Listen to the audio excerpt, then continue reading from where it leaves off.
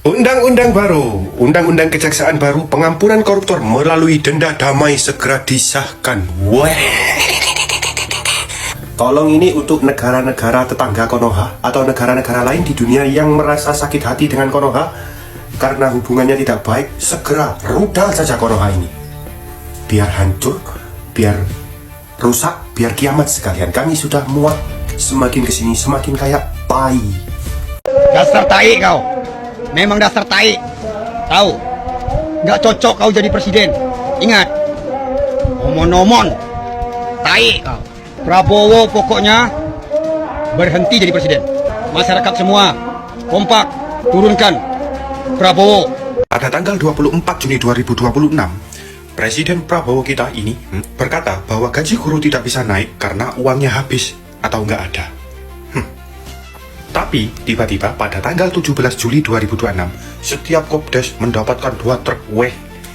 Lalu pada tanggal 18 Juli, kipas angin Kopdes 1,8 triliun. 22 Juli, dirikan Universitas Republik Indonesia. Weh, katanya uangnya nggak ada. 23 Juli, beli pesawat tempur 30 triliun. 24 Juli, mengaku akan mengatasi kebocoran anggaran 300 triliun. Wah.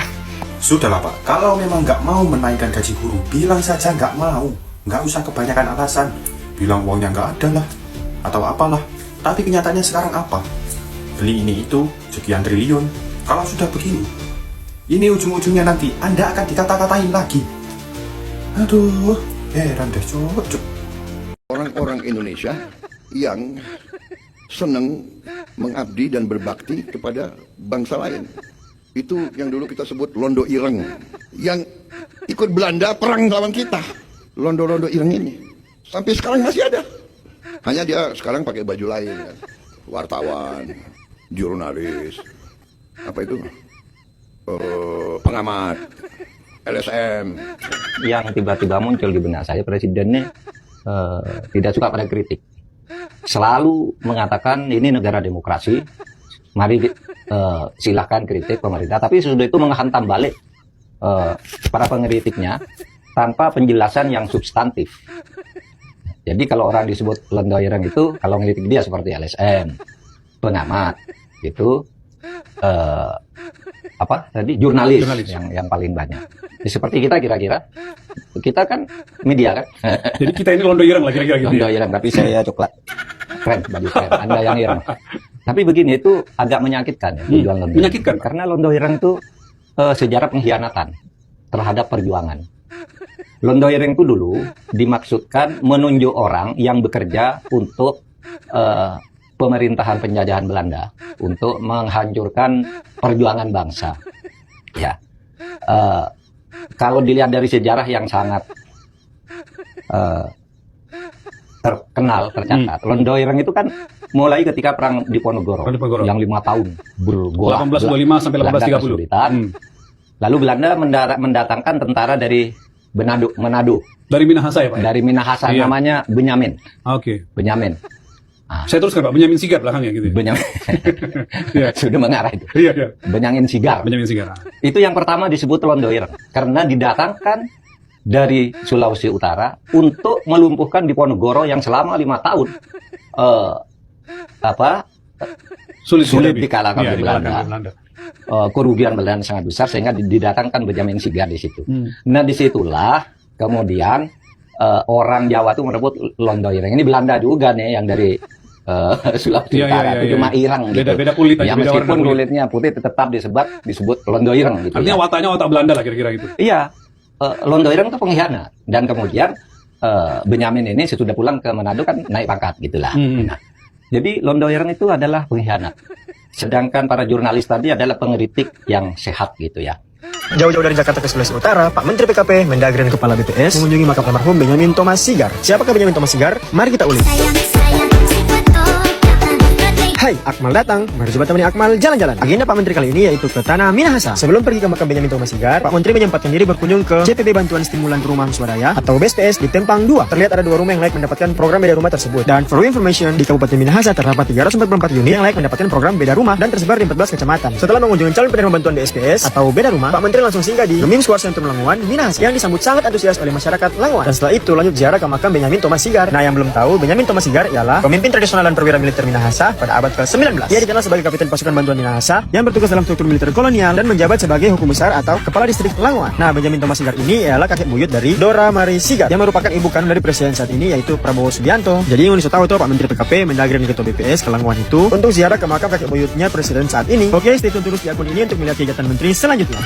Prabowo sebut wartawan jurnalis LSM Londo Ireng. Nah, ngomong-ngomong soal Londo Ireng, mari kita lebih mengenal Benyamin Thomas Sigar, kakek buyut Prabowo dari Minahasa.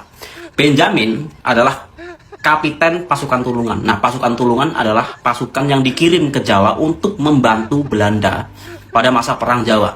Benyamin Thomas Sigar ditunjuk sebagai salah satu kapiten atau kapten pasukan yang mewakili wilayah Langowan, terlibat dalam operasi militer di Jawa hingga menjelang peristiwa Magelang, yaitu perundingan palsu yang disebut berakhir dengan penangkapan Pangeran Diponegoro oleh pemerintah kolonial Belanda.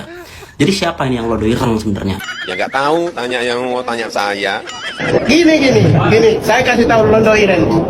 Londo Ireng itu memang kalau ada sertifikasi pengkhianat, banyak yang nggak masuk DPR juga. Kalau ditulis ini bapak iso apa ini, baik iso apa ini, jancuk ini baik PKI, kok seperti begini DPR. Nah, jadi harusnya tidak hanya Menak yang kita harus sertifikasi, tapi juga anggota DPR juga harus disertifikasi.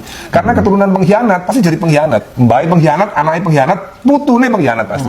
Dan terus-terusuri pasti ngono. Dan sekarang sudah kebuka semua DNA pengkhianat itu terbuka kabeh, Mas.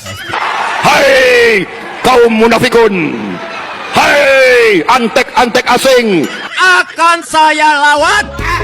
Tapi parah, ahli beberkan ke MKMBG lebih tepat sebagai subsidi pakan ternak. Jadi MBG lebih tepat sebagai subsidi bagi pakan ternak, bukan gizi.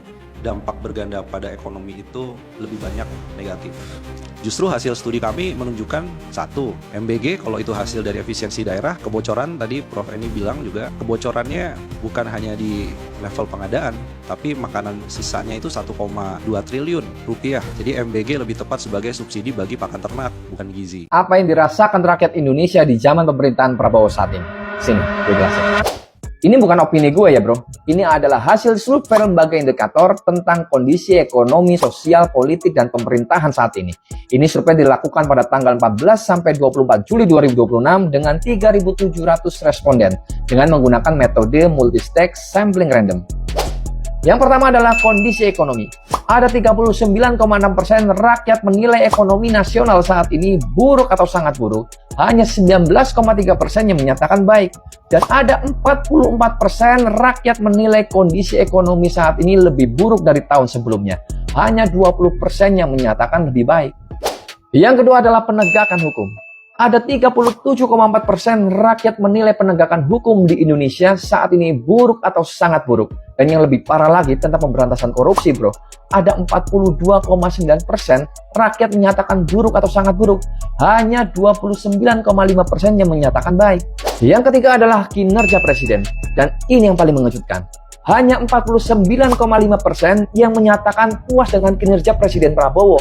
Ada 48,8% yang menyatakan tidak puas, bahkan tidak puas sama sekali. Ini seimbang bro, dan trennya terus menurun. Yang keempat adalah tentang MBG dan Kopdes Merah Putih. Ada 56,9% rakyat tidak puas dengan adanya program MBG. Dan 46% orang tidak sepakat dengan adanya Kopdes Merah Putih. Dan 64,2% rakyat tidak setuju kalau dana desa itu dialihkan untuk operasi desa Merah Putih. Dan mayoritas rakyat tidak yakin kalau adanya Kopdes Merah Putih itu bisa meningkatkan perekonomian di desa. Yang kelima adalah tentang partai politik. Saat ini Gerindra masih unggul di 18,8%, disusul PDIP dengan 14,2%, Golkar 10,8%, Demokrat 9,1%, PKB 8,6%, dan PKS 5,2%. Dan partai lainnya itu masih di bawah 4%, dan 19,6% menyatakan belum menentukan pilihan. Dan yang paling mengejutkan adalah tentang Pilpres 2029. Kalau pemilu diadakan saat ini, nama Deddy Mulyadi itu menempati urutan pertama dengan 31,4%, disusul dengan Prabowo Subianto yang turun ke posisi kedua hanya 18,8%, dan posisi ketiga ditempati oleh Anies Baswedan dengan 11%. Ini bukan angka sembarangan, bro. Ini adalah gambaran nyata masyarakat Indonesia saat ini, dan ini harus dijadikan cermin bagi pemerintah. Menurut lo gimana, bro, dengan hasil survei ini? Sepakat apa enggak? Jawab di komen ya, dan share ke teman-teman lo, dan jangan lupa follow.